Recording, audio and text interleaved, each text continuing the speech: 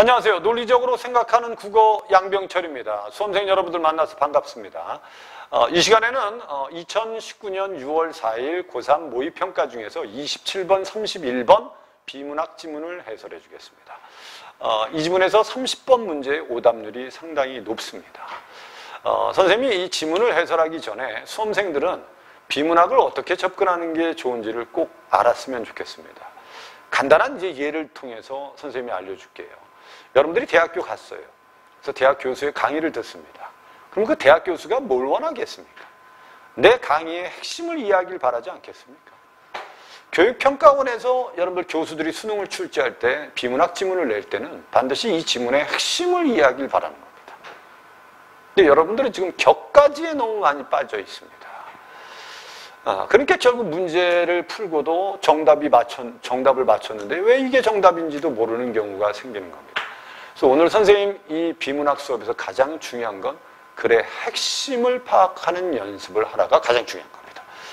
이 글을 읽고 학생들은 미시건전성, 거시건전성, 통화정책, 금융감독정책 여러 가지 중요한 단어들을 파악하지만 이 글의 가장 핵심이 무엇인지를 모르는 경우가 많다는 거죠. 그러니까 선생님이 해설을 해줄 테니까 지금부터 이 해설 끝나고 비문학 연습을 할 때는 어떤 글이 주어져도 글의 핵심 내용을 먼저 이해하자가 되어야 됩니다. 자, 그럼 지금부터 지문을 해설해 주겠습니다.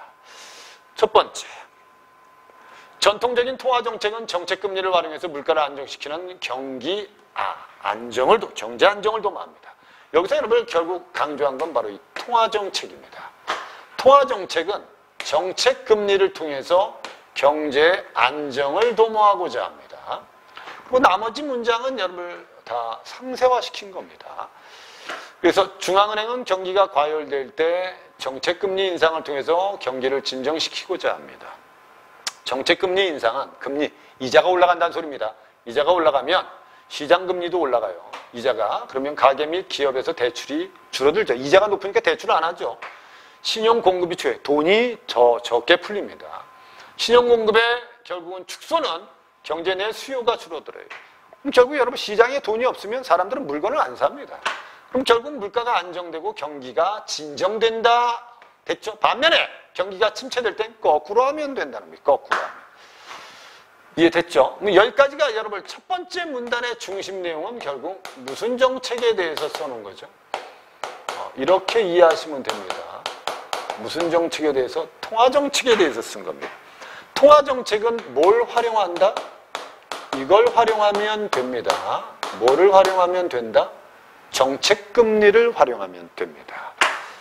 이해되셨죠? 두 번째 문단.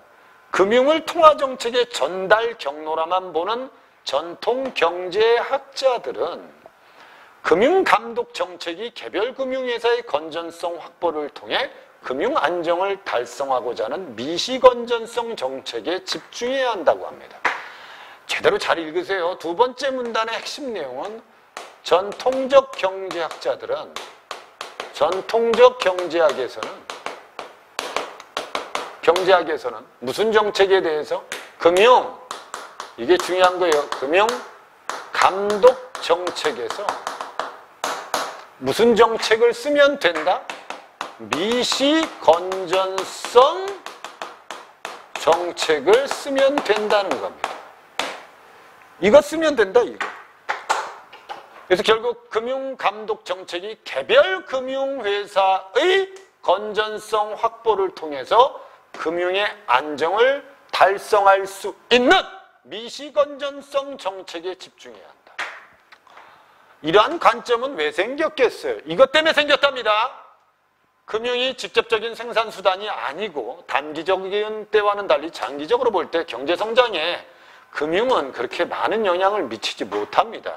그 다음에 자산시장에서의 가격이 본질적 가치를 초과하여 폭등하는 버블 현상이 존재하지 않아요. 그래서 소효율적인 시장 가설에 기인해서 결국 이걸 주장한 겁니다. 결국 금융이 시장에 큰 영향을 미치지 않고요.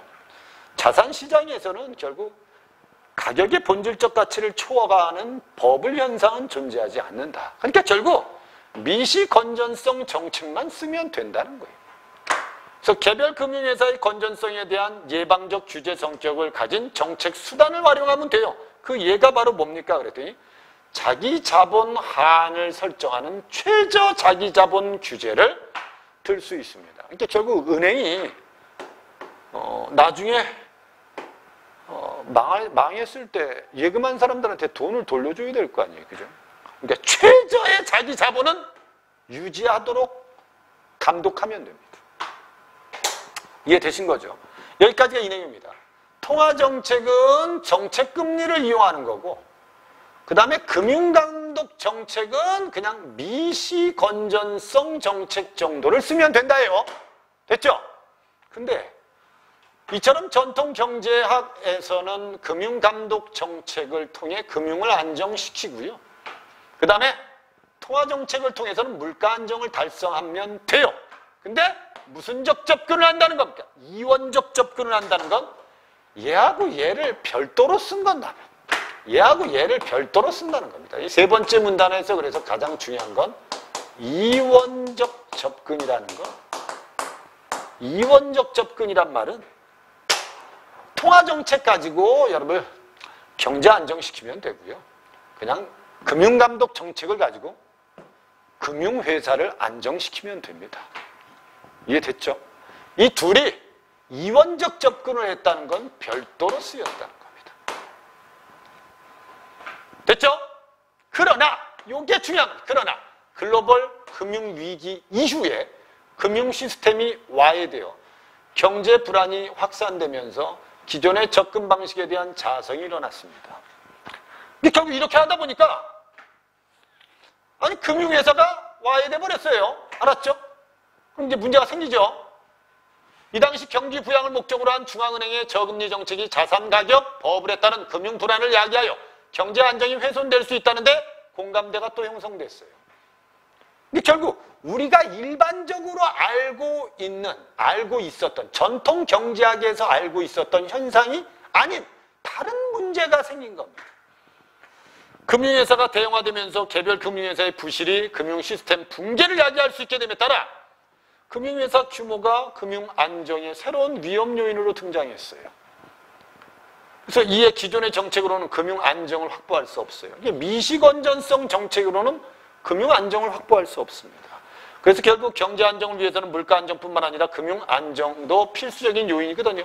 그 결과 미시건전성 정책에 거시건전성 정책을 추가해서 금융감독 정책과 물가 안정을 위한 통화정책 간의 상호 보완을 통해서 경기 안정을 달성해야 합니다. 라는 견해가 등장했대요. 됐죠? 결국 금융위기 이후에 됐죠? 이후에 어떤 견해가 등장한 거예요? 그러니까 안 돼. 통화정책하고 이 내용이 가장 중요합니다. 통화정책 플러스 미시건전성 정책에다가 추가로 거시건전성 정책을 함께 써야 돼. 얘네들 상호 보완적이어야 돼. 이 전까지는 얘 따로 썼지만 금융위기 이후에는 안 돼. 얘하고 얘도 같이 써야 돼. 이해됐죠? 그래야지 경제가 안정됩니다. 이런 견해가 나타나서 등장한 게 바로 뭐다? 거시건전성이라는 말입니다. 이해된 거죠, 이제? 핵심이 뭡니까, 그럼? 이 글은. 선생님이 아까 분명히 시작할 때 제목을 붙여놨죠. 금융감독 정책이 이 글의 핵심입니다. 금융감독 정책에서 미시건전성 정책을 쓰다가 한계에 부딪히니까 거시건전성 정책을 쓴 겁니다. 핵심 내용이 이겁니다. 그래서 거시건전성은 뭡니까? 그랬더니 개별 금융회사 차원이 아니라 금융 시스템 차원의 위기 가능성이 낮아 건전한 상태를 말하고, 거시건전성 정책은 금융 시스템의 건전성을 추구하는 거예요. 금융회사의 건전성이 아니고 금융 시스템의 건전성입니다. 왜? 금융회사, 금융위기 때 시스템이 붕괴됐거든. 그래서 규제 및 감독을 포괄하는 활동을 의미한다. 이때 거시건전성 정책은 미시건전성이 거시건전성을 담보할 수 있는 충분한 요건이 못 되기 때문에, 됐죠? 거시건전성 정책은 금융시스템 위험 요인에 대한 예방적 규제를 통해서 금융시스템의 건전성을 추구한다는 점에서 미시건전성과는 차이가 있어요. 그러니까 미시건전성은 얘하고 얘가 별도로 운영된 거잖아요. 그리고 금융회사가 건전하면 된다예요. 근데 거시건전성은 금융시스템의 위험 요인을 건전하게 하는 겁니다. 금융시스템. 범위가 넓죠, 그죠? 이해됐죠? 그래서 거시건전성 정책의 목표를 효과적으로 달성하기 위해서 경기 변동과 금융 시스템 위험 요인 간의 상관관계를 감안하는 정책 수단이 도입되어야 됩니다. 그 도입이 뭡니까? 그래서 금융 시스템 위험 요인은 경기 수능성을 가지거든요. 이게 무슨 말인지 잘 이해하시면 돼요.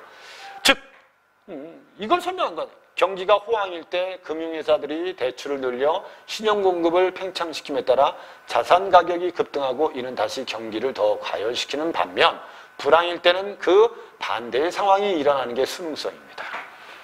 됐죠? 그래서 이를 완화할 수 있는 정책 수단으로는 경기에 대응해서 완충 자본 제도를 들 수 있습니다. 이 완충 자본 제도를 도입하자. 그래서 은행에서 돈 너무 많이 풀지 말고 돈을 좀 가지고 있으라는 겁니다. 그래서 이 제도는 정책 당국이 경기 과열에 금융회사로 하여금 최저 자기 자본에 추가적으로 자기 자본, 즉 완충 자본을 쌓도록 하는 거예요. 그래서 신용 팽창을 억제시킨 겁니다. 한편 적립된 완충 자본은 경기 침체 때 뭐 한다? 돈을 풀면 되죠. 그래서 그때는 대출 재원으로 쓰도록 돈을 좀 축적해 놓으세요. 위험에 대비해서, 이런 뜻이란 말이에요. 그래서 결국 얘네들이 사용한 방법 중에 대표적인 방법이 뭡니까? 그랬더니 그게 완충 뭐다? 자본 제도다. 이렇게 된 거예요. 그럼 이 글의 중심 내용은 결국 뭡니까? 통화정책은 정책금리를 통해서 경제를 안정시킵니다. 전통 경제학에서는 그래, 통화정책과 별도로 미시건전성 정책을 통해서 금융안정을 도모했습니다. 금융안정을. 근데 결국 금융위기 이후에 문제가 발생한 겁니다. 그래서 결국 통화정책의 미시건전성뿐만 아니라 거시건전성 정책도 써야 된다는 거예요. 그 방법 중에 하나가 바로 이 방법이었다. 이런 뜻입니다. 됐죠? 완충 자본 제도였다. 이렇게 이해하셔야 됩니다. 그럼 이 글에서 여러분 다 읽고 나서 이 글을 출제한 사람이 뭘 원하겠어요? 아, 과거의 통화정책이 한계가 있으니까 새로운 통화정책이 필요하다. 이 내용을 좀 이해했으면 좋겠다라는 게 출제 의도 아니겠습니까? 그럼 여러분들은 이 출제 의도에 맞게 이해하셔야 된다는 겁니다. 문제는 여러분, 이 글을 출제한 사람이 의도한 대로 나오게 되어 있습니다. 그럼 첫 번째 27번 문제는 어떻게 되어 있어요? 밑글을 통해서 알 수 있는 것 뭡니까? 한번 볼까요? 글로벌 금융위기 이전에는 됐죠? 금융이 단기적으로 경제성장의 영향을 단기적으로 틀렸죠. 이게 장기적입니다. 이거는 여러분 뭐 부분적인 지문이라고 생각하시면 돼요. 글로벌 금융위기 이전에는 금융회사가 건전하다고 하면 금융안정은 달성됐습니다. 안 된 게 아닙니다. 이전에는 여러분 분명히 금융회사가 건전하면 금융안정은 이루어졌습니다. 그게 미시건전성입니다. 그 다음에 글로벌 금융위기 이전에는 경기 침체에는 통화정책과 더불어 금융감독정책을 더불어 쓰지 않았습니다. 별도로 썼어요. 이원적 접근을 했다는 겁니다. 글로벌 금융위기 이후에는 정책금리 인하가 경기 안정을 주는 게 아니고 안정을 훼손하는 문제점이 발생한 거예요. 그래서 거시건전성 정책이 등장한 겁니다. 답은 4번입니다. 이해되셨죠? 밑에 글로벌 금융위기 이후에는 경기 변동이 자산 가격 변동을 유발하지요. 그리고 자산 가격 변동이 또 경기 변동을 유발하는 무슨 성을 가지고 있다? 수능성을 가지고 있다. 이게 바로 수능성이란 말입니다. 그래서 5번은 맞는 말이죠. 답은 그래서 4번이 답이었어요. 그러니까 이것도 나머지 지문들이 조금 이해가 안 되더라도 중심 내용만 정확하게 뼈대만 이해한다면 여러분들이 정답은 찾을 수 있다는 겁니다. 이런 읽기 능력을 쌓아야 됩니다. 밑에 28번 기억니은 얘 미시죠. 얘 거시. 미시는 물가 안정을 위한 정책 수단과는 별개의 정책 수단이었습니다. 통화 정책과 미시 건전성 정책은 별개였습니다. 이원적 접근이었습니다. 니은에서는, 거시에서는 신용 공급의 경기 순응성을 완화시키는 정책 수단이 바로 뭡니까? 완충 자본 제도입니다. 이게 바로 거시적 건전성 정책입니다. 근데 기억은 니은과 달리 예방적 규제는 둘 다 맞습니다. 알았죠? 이게 결국 달리가 틀렸습니다. 답은 3번이 답입니다. 그 다음에 니은은 기억과 달리, 니은입니다. 거시, 금융 시스템 위험 요인을 감독하는 겁니다. 금융회사를 감독하는 게 아니고 시스템의 위험 요인을 감독하는 겁니다. 기업과 니은은 모두 금융 안정을 달성하기 위해서 금융회사의 자기 자본 이용을 한 정책 수단입니다. 맞죠? 자본을 축적해 놓은 거예요. 자본을. 오케이? 답은 그래서 3번이 답이었다. 이렇게 이해하시면 되고요. 29번 문제도 어떻게 이해하면 되죠? 일단 여기 보세요. 미시건전성 정책, 거시건전성 정책은 정책 수단 운영에 차이가 있죠. 경기가 땡땡일 때 땡땡 건전성 정책에는 완충자본이란 말을 쓰면 누가 쓴 겁니까? 완충자본이란 말이 나오면 B에는 당연히 얘가 들어가야 됩니다. 땡땡 하도록 하고 땡땡 건전성 정책 미시가 들어가야 되는. 그럼 이렇게 들어가야 되는 그죠? 다 맞네요, 그죠? 요 둘의 차이네요, 그죠? 그럼 한번 볼까요? 이거 집어넣읍시다. 그럼 여기 경기가 불황일 때 됐죠? 거시 건전성 정책에서는 완충 자본을 불황일 때는 사용해야 됩니다. 그리고 미시 건전성 정책에서는 최소 수준 이상의 자기 자본을 유지하도록 하여 개별 금융회사의 건전성을 확보한 겁니다. 이 답은 1번이 답이네요. 호황일 때는, 알았죠? 거시 건전성 정책일 때는 사용하면 안 됩니다. 이해됐죠? 불황일 때는 적립하면 안 됩니다. 그럼 답은 1번이 답이죠. 그죠? 이렇게 접근하면 됩니다. 그래서 이거는 뭐 정답을 찾는데 그리 어렵지는 않았을 겁니다. 이제 문제는 이제 30번 문제죠. 30번 문제에서 여러분 제일 중요한 단어가 뭐죠? 바로 이 단어입니다. 비대칭성입니다. 원래는 여러분 통화정책에서 금리를 올리면 대출이 줄죠. 그죠? 그래서 시장의 돈이 줄어들어요. 그래서 물가가 안정이 돼요. 됐죠? 근데 이제 금리를 내리면, 알았죠? 대출이 늘어요. 돈이 많아질 거 아닙니까? 시장에. 그러면 결국 물가는 올라가겠죠. 뭐 이게 일반적인 여러분 금리 정책, 통화 정책입니다. 근데 현실의 통화 정책의 효과는 경기의 비대칭적이랍니다. 이게 안 된다는 거 이게. 그 밑에 경기 과열을 억제하는 데 효과적이지만 경기 침체를 벗어나는 데는 효과가 없대요. 그래서 비대칭적이라는 겁니다. 경기 침체를 극복하기 위해서 중앙은행에서 정책 금리 인하를 하고 대출을 늘려서 하면 돼요. 알았죠? 침체를 극복하기 위해서 요거 내리면 돼요. 그리고 대출을 늘리고 돈 많아지면 되거든요. 근데 안 된다는 거예요, 이게. 이게 대칭성이 깨진 거예요.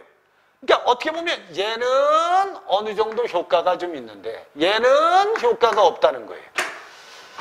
그래서 결국 은행 대출을 늘려 신용공급을 확대를 해도 가계의 소비 심리가 위축되거나 기업에 투자할 마땅한 곳이 없죠. 전통적인 통화 정책에서 기대하는 효과는 안 나타나요. 침체기에는 오히려 확대된 신용 공급이 주식이나 또는 부동산 등 자산 시장으로 과도하게 유입되어서 의도치 않은 문제가 발생합니다. 이 금리 내렸어요. 대출 올랐어요. 돈 많아졌어요. 근데 이 돈을 가지고 기업이 투자를 하거나 일자리를 만드는 게 아닙니다. 알았죠? 부동산이나 주식에 투자하는 거예요. 이해됐죠? 그래서 결국 경기가 침체된 상태에서 벗어나지 못한다는 겁니다. 그래서 경제학자들은 경제 주체들이 경기 상황에 대해서 비대칭적으로 반응하기 때문에 나타나는 이러한 현상. 비대칭적으로 반응한다는 거예요. 비대칭적으로. 그럼 금리를 내리고 대출을 올렸으면 이 돈을 가지고 투자를 해야 되는데 투자를 쓸데없는 데다 한다는 거죠. 이게 비대칭적이에요. 이런 걸 우리는 뭐라고 한다? 끈밀어 올리기라고도 한답니다. 그러니까 여기서 중요한 건 여러분 이 말이에요. 지금 통화정책을 썼어요. 통화정책을 써서 금리를 올리고 대출을 줄이고 돈을 줄이면 물가가 안정돼요. 근데 침체기에는 금리를 내려서 대출을 늘려서 돈을 많이 풀어야 되는데 알았죠? 풀어야 되는데 결국 이 돈이 소비하는 데 쓰지 않고 부동산 투기나 주식 투자에 쓰인다는 겁니다. 이 결국 침체에서 벗어나지 못한다. 여기서 가장 중요한 단어는 이 비대칭성입니다. 이걸 가지고 여러분들이 문제를 풀어야 됩니다.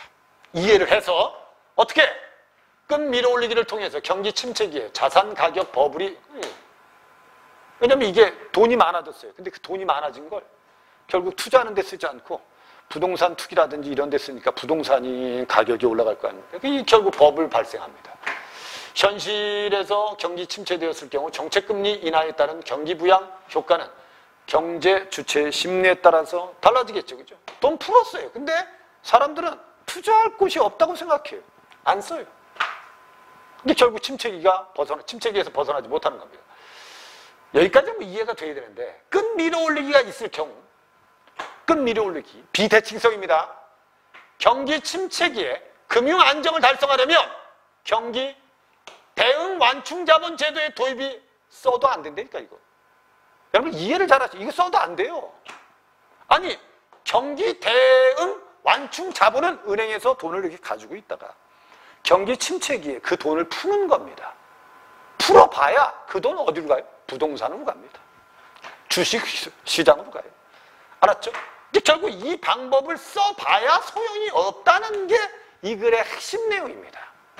그럼 결국 통화가 대칭적일 때는 잘 보세요. 통화가 대칭적일 때 통화 정책이 대칭적일 때 비대칭적이 아니라 대칭적일 때는 경기가 과열되면 이 방법 쓰고 경기가 침체되면 밑에 방법 쓰면 돼요. 알았죠? 근데 비대칭적일 때는 밑에 방법 써도 침체에서 벗어나지 못한다. 됐죠?